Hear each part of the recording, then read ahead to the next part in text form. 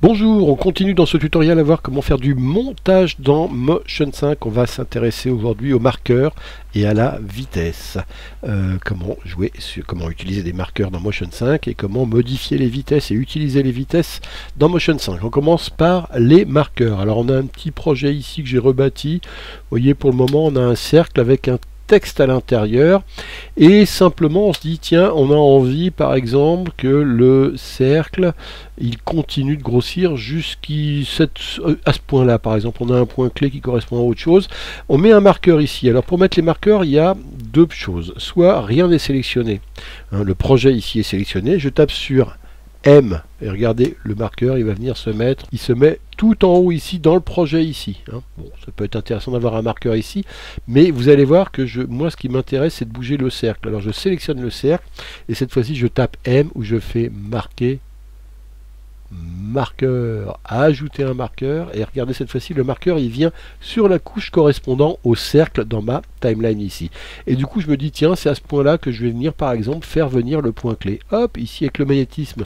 activé, c'est très simple, et maintenant mon cercle il va grossir jusqu'au point du marqueur ici, pof, voyez.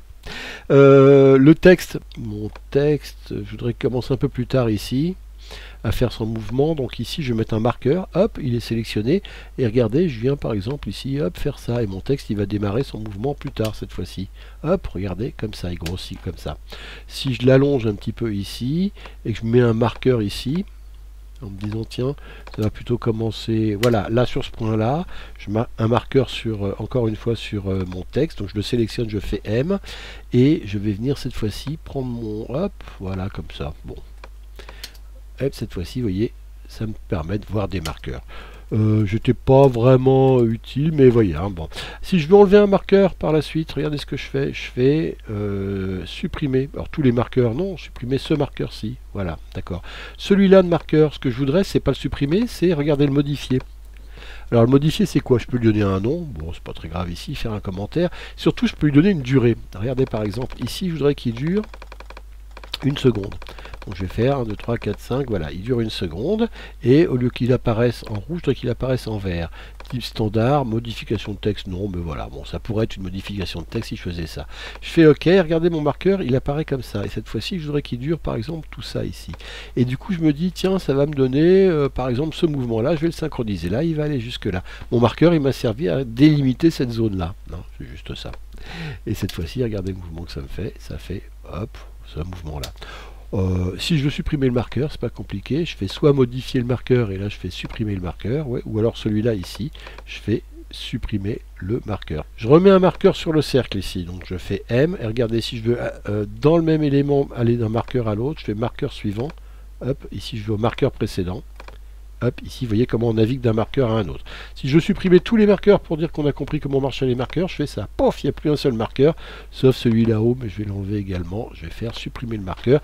Je n'ai plus de marqueur cette fois-ci dans mon projet. Maintenant, on va voir autre chose, ce sont les vitesses. Alors, pour modifier la vitesse d'un clip dans Motion, on utilise la touche Alt. Alors on va mettre un clip ici, vous voyez, j'ai ce clip ici que j'ai mis, qui vient couvrir ce que j'ai en dessous, dont je n'ai plus besoin d'ailleurs, que je n'affiche plus. Et je suis sur cette vidéo là, et cette vidéo, regardez ce qu'elle fait ça. Elle a un début, elle a un plan comme ça, et un plan avec cette jeune fille qui, voilà. Si je veux jouer sur la vitesse de ce clip, on appuie sur la touche Alt, et regardez ici, j'ai une petite icône de mouvement. Alors il faut que ici ma péniche soit sélectionnée, et regardez, j'ai une petite icône qui va me dire que je vais jouer sur la vitesse quand je vais le tirer ici. Regardez, si je m'amuse à tirer ici, regardez ce que j'ai cette petite icône qui me dit que je vais jouer sur la vitesse. Et j'affiche la vitesse, je suis à 91% ici. Si je veux jouer en dessous de 91%, alors ce que je vais faire, c'est que je vais le réduire avant. Regardez, je vais revenir sur 100%. Je vais réduire la vidéo, c'est-à-dire que je vais faire hop, la réduire comme ça, juste à ce plan-là. Les images clés ici, je vais les supprimer. Je mets ma vidéo ici, comme ça. L'image clé également, je la supprime. Alors cette vidéo, alors là pour le coup je n'ai plus que le plan quasiment, non je vais même garder que ces deux plans, oui d'accord. Je vais la ralentir, alors j'appuie sur Alt et je ralentis en dessous de 50%, à 40% ici, pour vraiment, et encore une fois je vais tirer là-dessus pour avoir surtout le plan avec la fille qui marche. Oui, l'autre, c'est même pas la peine. Je vais garder que celui-là. Et je vais le ralentir. Alors là, vous voyez, il est en dessous de 50%. Hein. Je suis vraiment... Hein, je vais encore le tirer pour le ralentir encore un peu plus. Parce que là, comme hop, ça avait été tourné à 50 images secondes, il accepte... Je voudrais que le ralenti soit de mauvaise qualité. Voilà. Ici, on voit qu'il est de mauvaise qualité. C'est-à-dire qu'on voit bien... Regardez la fille qui marche. On voit bien que c'est saccadé le mouvement des pattes. Hein. Si je regarde image par image, un mouvement des pattes, des jambes, je veux dire. Regardez, j'ai hop, une image sur 4, 1, 2, 3, 4, un mouvement de jambe, 1, 2, 3, 4, un mouvement de jambe. Je suis à quelle vitesse? Regardez, elle s'affiche ici, 16%. Je vais remonter un petit peu, je vais aller jusqu'à 25% à peu près. C'est-à-dire à la moitié de ma vitesse. Cette fois-ci, regardez, si je regarde ce qui se passe au niveau des jambes, 1, 2, 3, 1, 2, 3, 1, un pas, 1, 2, 3, voilà. J'ai un pas qui bouge tous les 4 images. Alors maintenant on va essayer, regardez ce que ça donne, c'est quand même saccadé ici, on va essayer de l'améliorer en jouant sur le fameux, regardez, fusion d'images, vous vous souvenez, en fait c'est dans Motion qu'avait été inventé le flux optique, ici, vous vous souvenez, le flux optique qui consiste à un algorithme puissant, hein, qui consiste à optimiser un ralenti. Mais avant de le faire, on va le faire différemment, on a plusieurs solutions de fusion d'images pour améliorer le ralenti. On a la fusion, elle mélange les images gauche et droite en fondu pour construire une image intermédiaire. Alors on va voir ce que ça donne là. C'est un peu meilleur, regardez au ralenti, on a un petit mélange des images qui fait que c'est un petit peu meilleur. C'est un peu plus souple que ce qu'on avait avant. On a autre chose, c'est la fusion flou d'animation qui va compenser le flou du haut fondu. Donc on va regarder ce que ça donne cette fois-ci. C'est encore une fois un petit peu mieux, hein, c'est même presque pas mal. Regardez sur les jambes ici qui avancent. Si je regarde image par image. Et si je regarde à vitesse réelle, ou alors on a, enfin à vitesse réelle ça donne ça, ce qui est pas si mal, mais on a le fameux flux optique de Motion. Regardez, je lance ça, il y a un calcul qui se fait ici. Analyse du flux optique de péniche.move, image 8 sur un total, bon il y a le calcul qui se fait, et vous allez voir que là c'est un algorithme puissant et une analyse point par point de l'image qui va calculer à chaque fois des images intermédiaires, et regardez le résultat. C'est vraiment un ralenti très très fluide. Si je regarde image par image, regardez ce qui se passe. On détecte à peine qu'on est en fait sur une construction d'image, puisque je vous signale qu'il n'y avait qu'une image qui avançait toutes les 4 images. Là, il y a des images intermédiaires qui ont été créées, et regardez ce ralenti, il est totalement fluide. Et c'est cette particularité qui s'appelle le flux optique, cet algorithme qui a été utilisé dans Final Cut Pro 10, il vient de Motion et il vient de là, il vient des vitesses dans Motion. Donc ça, il faut rendre à César ce qui est à César. Et regardez ce ralenti, il est ici absolument... Ah, moi je le trouve parfait. Alors voilà, ici comment on peut modifier des vitesses. Alors maintenant qu'on a vu ça, on va voir qu'en termes de vitesse, on peut aussi s'amuser. Alors cette fois-ci, on va... enlever notre péniche et on va cette fois-ci utiliser un groupe. Voilà, ici j'ai un groupe dans lequel j'ai mis une fourmi sur un rectangle blanc. Regardez cette fourmi, elle fait ça, elle avance comme ça. Alors par défaut, je vais la sélectionner la fourmi, et au départ je vais la mettre comme ça et un peu plus à l'horizontale. Voilà, on va la mettre comme ça ici.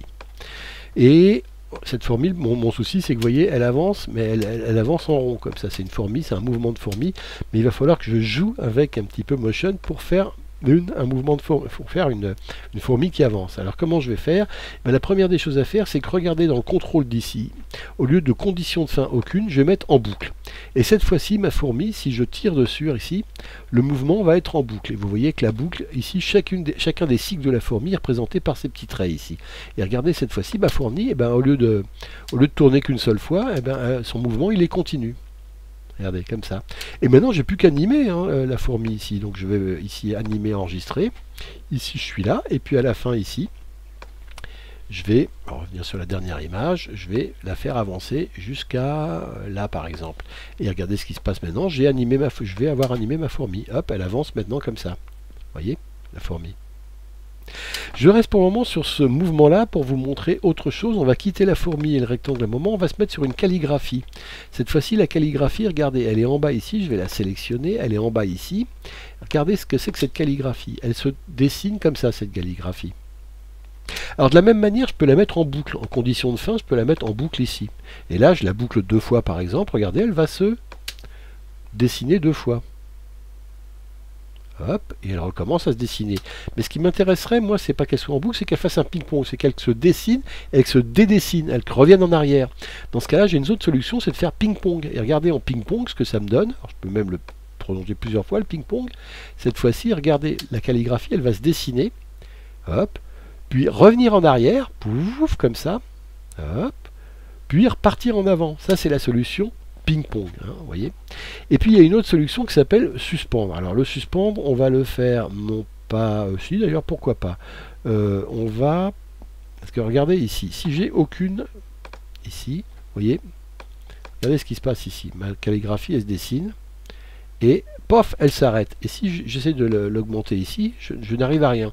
Si je veux avoir une calligraphie qui reste derrière, il faut que je fasse suspendre. Une fois qu'elle est dessinée, je veux dire. Si je veux qu'elle reste, il faut que je fasse condition de fin, suspendre. Et là, regardez, cette fois-ci, elle se dessine, ma calligraphie. Hop, et là, elle reste dessinée. Hein. Donc, il faut penser à ça parce que souvent, dans les modèles que propose Motion, on a des choses qui se font, puis après, on n'a plus rien. Et on dit, ah ben comment je fais? Il faut que je fasse un arrêt sur image. Non, c'est pas la peine de faire un arrêt sur image. On suspend ici. Et après, si on veut calibrer la suspension, regardez la suspension. Elle était par défaut de 141 images, je ne sais plus combien. Et ben, si je veux qu'elle soit plus courte, je descends ici. Elle va se suspendre que 49 images. Donc, j'ai une suspension. Vous voyez ici, j'ai ma calligraphie qui reste 49 images, tout ça se règle ici. Donc vous voyez tout ce qu'on peut faire avec le contrôle du temps ici. Voilà, c'est tout pour aujourd'hui. Dans le prochain tutoriel, on va voir un truc formidable, c'est tout ce qu'on peut faire en termes de comportement de vitesse, hein, sur les mouvements qu'on vient de voir ici. On va voir par exemple comment dans le mouvement de souris, vous voyez que le mouvement de souris ici, le mouvement de fourmi ici, il va d'un point à un autre, comment on peut faire pour l'arrêter au milieu et qu'il reparte après. Ben, on va voir qu'avec des comportements de vitesse, on peut s'amuser à faire ça. Ça c'est dans le prochain tuto. Merci et à bientôt.